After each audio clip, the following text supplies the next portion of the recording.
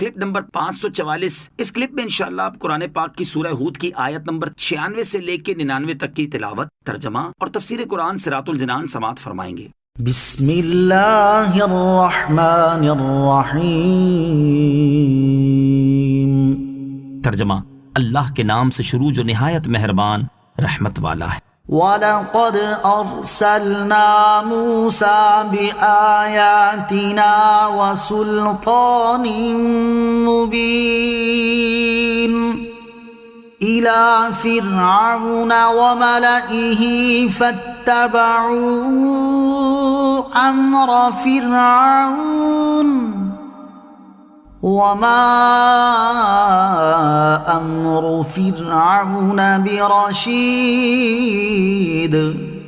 ترجمہ، اور بے شک ہم نے موسیٰ کو اپنی آیتوں اور روشن غلبے کے ساتھ بھیجا فرعون اور اس کے درباریوں کی طرف، تو انہوں نے فرعون کی پیروی کی، حالانکہ فرعون کا کام بالکل درست نہ تھا۔ وَلَقَدْ أَرْسَلْنَا مُوسَى، اور بے شک ہم نے موسیٰ کو بھیجا۔ اس صورت میں ذکر کیے گئے واقعات میں سے یہ 7واں اور آخری واقعہ ہے۔ ایک قول یہ ہے کہ اس آیت میں مذکور آیات سے مراد تورات اور اس کے تمام مسائل اور احکام ہیں، اور سلطان مبین سے مراد معجزات ہیں، اور آیت کا معنی یہ ہے کہ ہم نے حضرت موسیٰ علیہ السلام کو مسائل و احکام کے ساتھ بھیجا اور روشن معجزات کے ذریعے ان کی تائید کی۔ دوسرا قول یہ ہے کہ آیات سے مراد معجزات ہیں، اور آیت کا معنی یہ ہے کہ ہم نے حضرت موسیٰ علیہ السلام کو معجزات کے ساتھ بھیجا، اور ان میں حضرت موسیٰ علیہ السلام کی نبوت کی صداقت کے لیے روشن دلیل ہے۔ نوٹ: حضرت موسیٰ علیہ السلام اور فرعون کے واقعات اس سے پہلے سورہ بقرہ، سورہ اعراف اور سورہ یونس کی متعدد آیات میں گزر چکے ہیں۔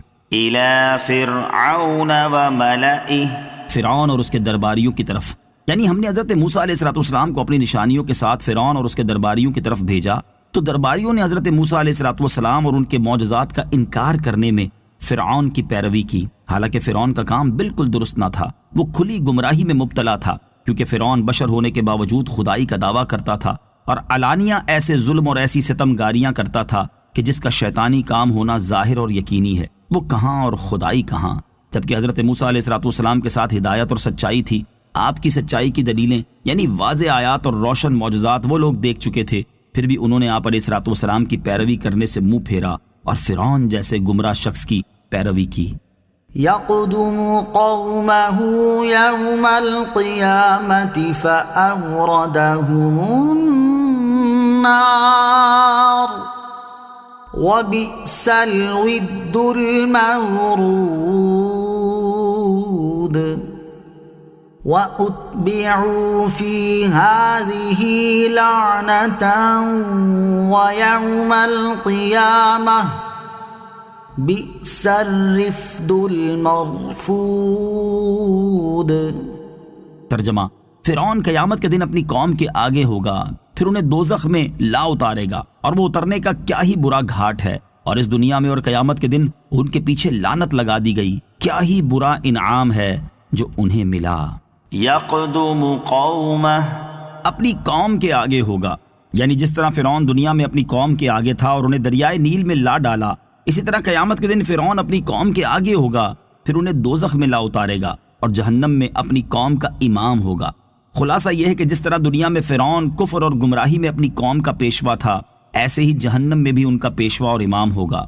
وَأُتْبِعُوا، اور ان کے پیچھے لگا دی گئی۔